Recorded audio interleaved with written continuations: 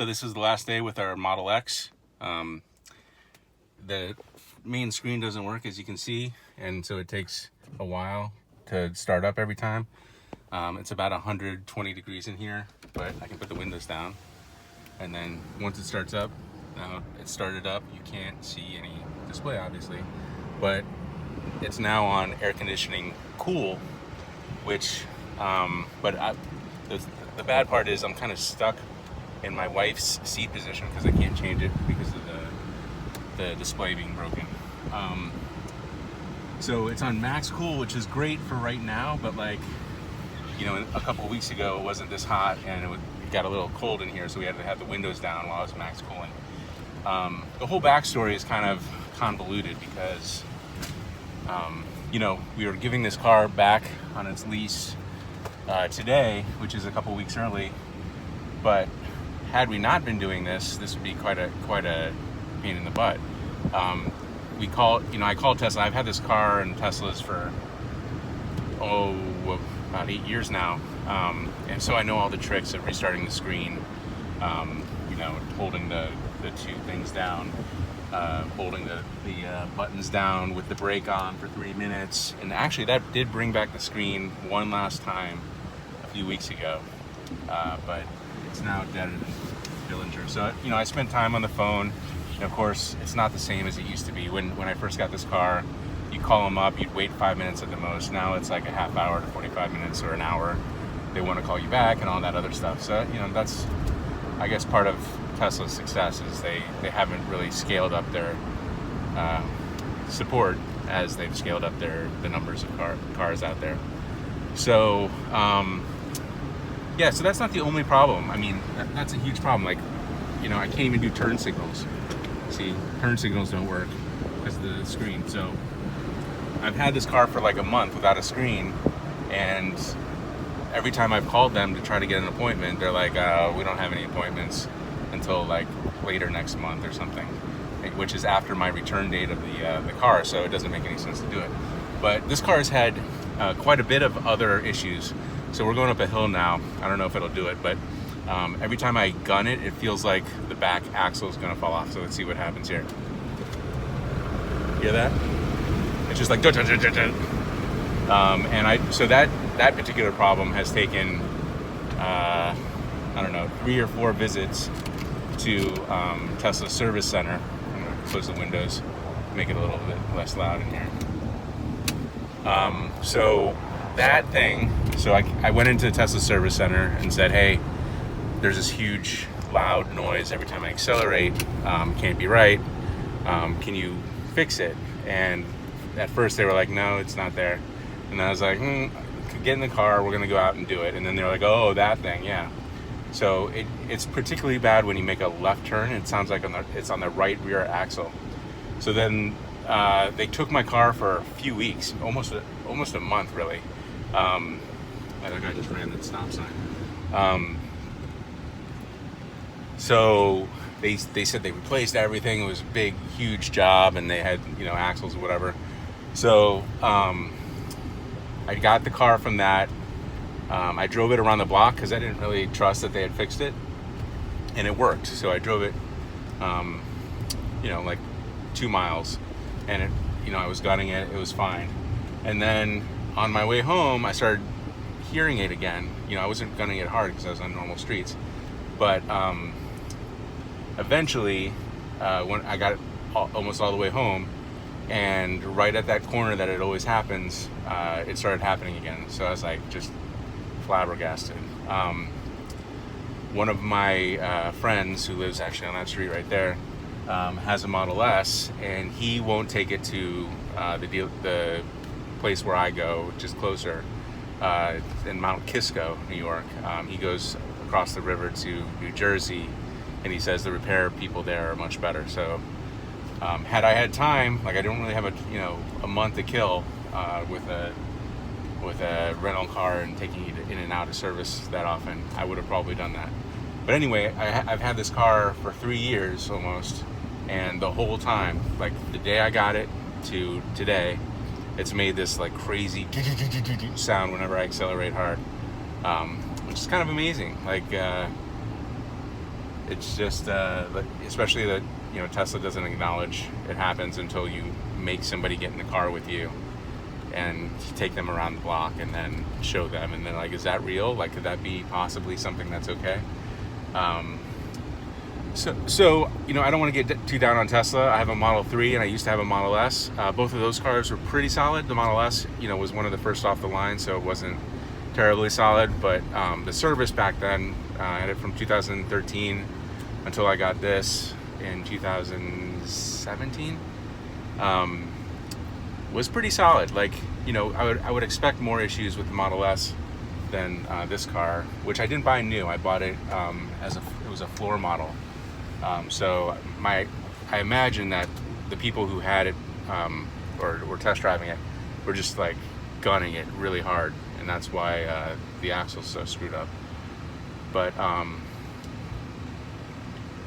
yeah, so the other problems with the car is that the doors, the Falcon Wing doors, come down sometimes without any warning or notice or whatever, and sometimes my kids are getting in and out. So I'm making a left here and there's no turn signal, so nobody knows what's going on here. Right, here comes the...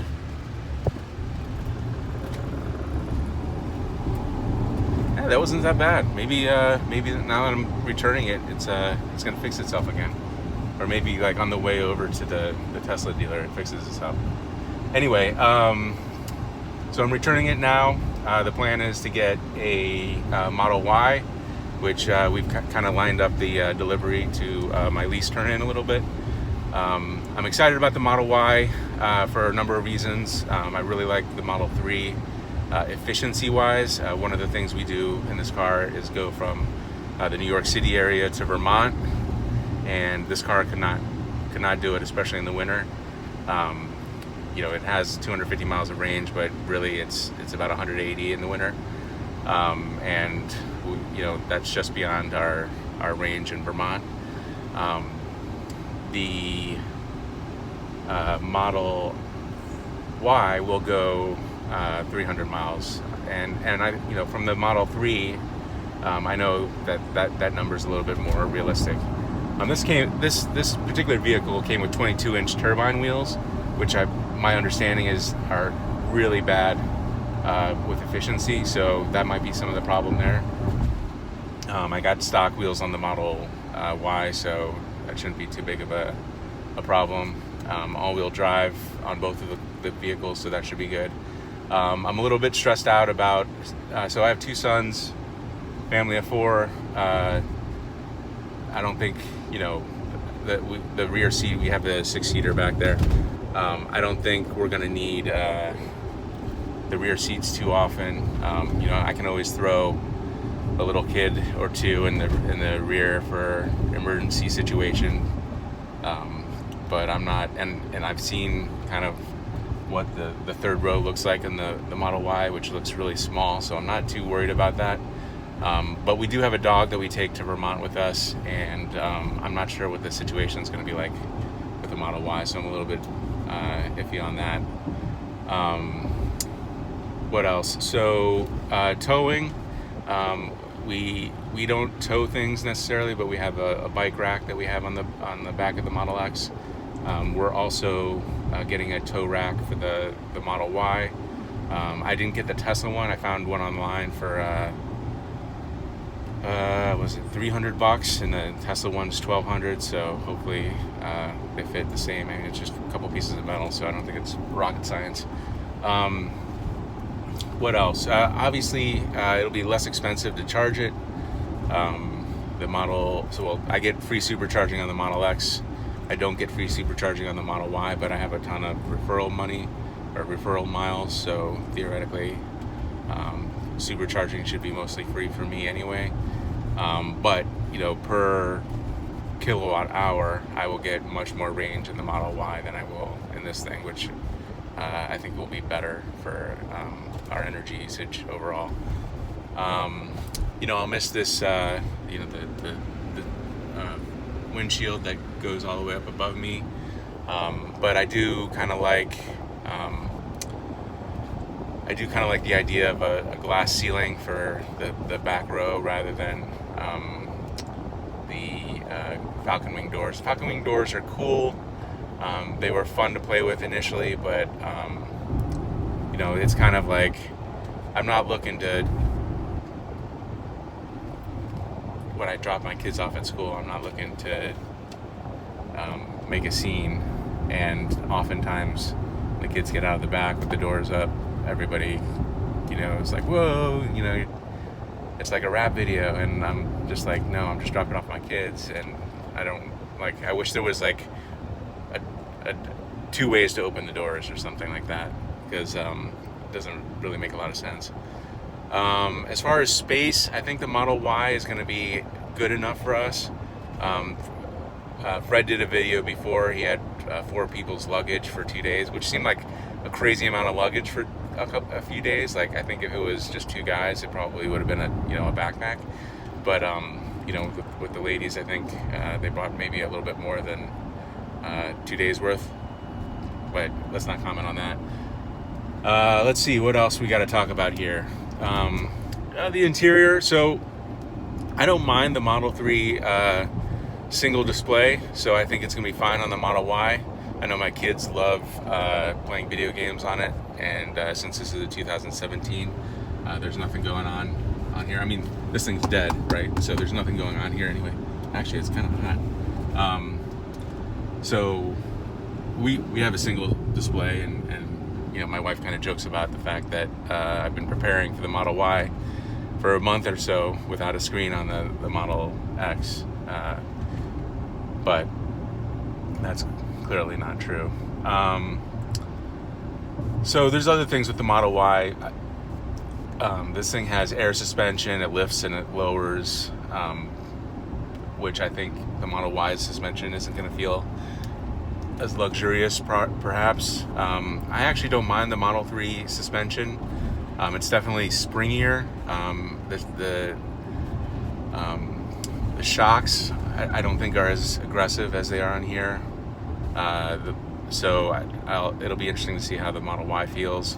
Obviously, the Model Y is higher up than the Model 3, so it's a little bit between the Model X and the Model 3 in terms of what it feels like. I actually haven't even... Did I drive one? I've never driven one. I've been in one at the Model Y event, but it was dark. Those events are always dark, and they don't show you, like, you can't get a good look at the back seat or the third row seat, and the vehicles are a little prototypey. So even if you can see back there, you don't know if it's something you're gonna really get.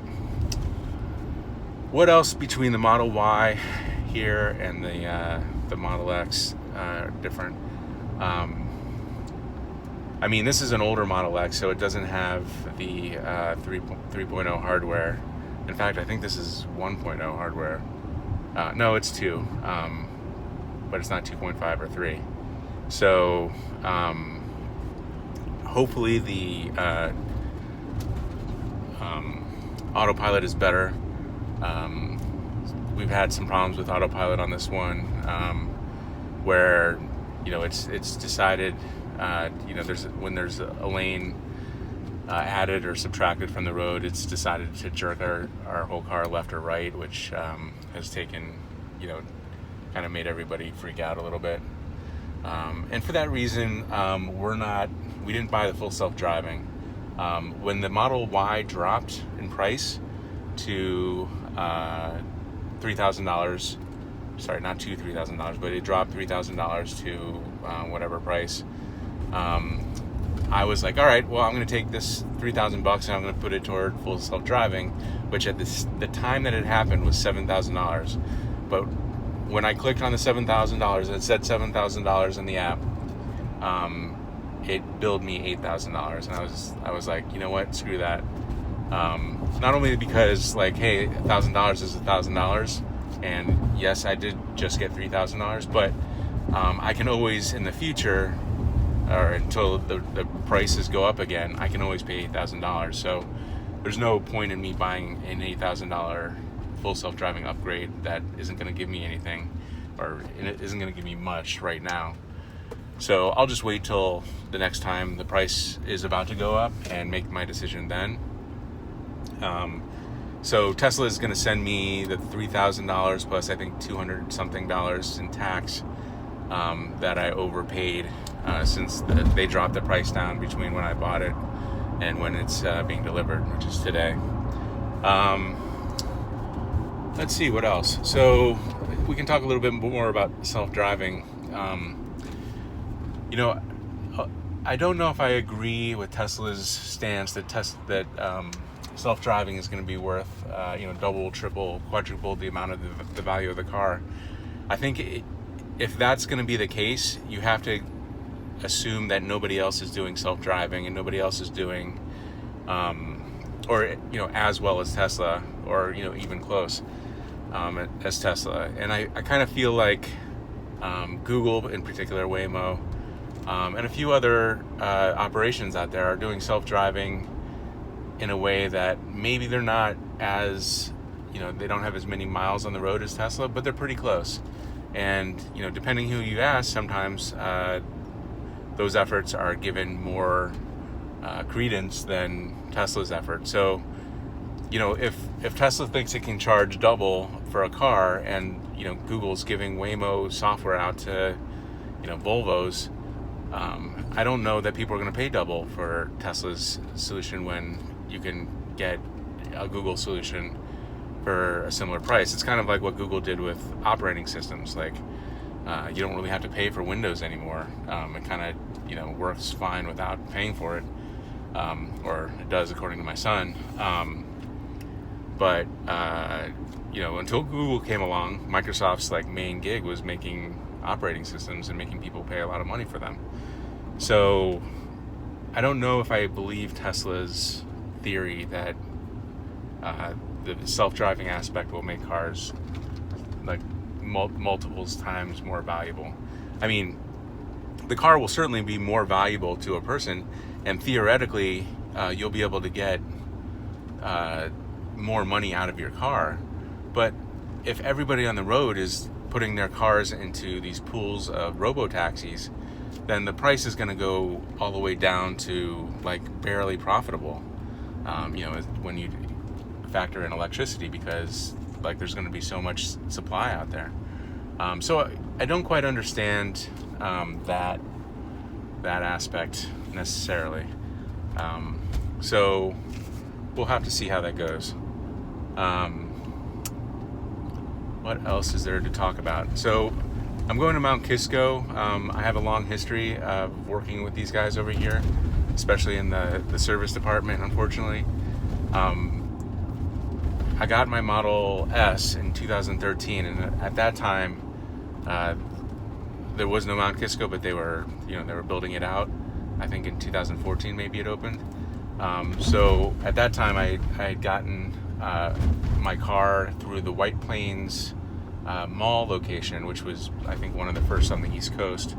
And I actually ordered my Model S in Santa Monica.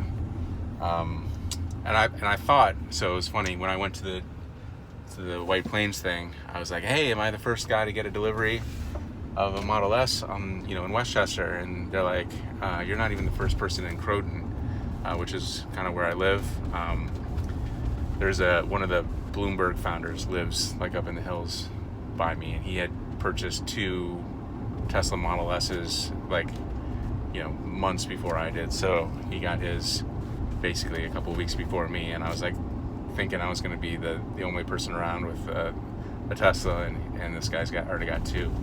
So that wasn't fun, but it wasn't a big deal either. So we're approaching Mount Kisco here. There's a kind of a new system for checking in the cars because of the pandemic.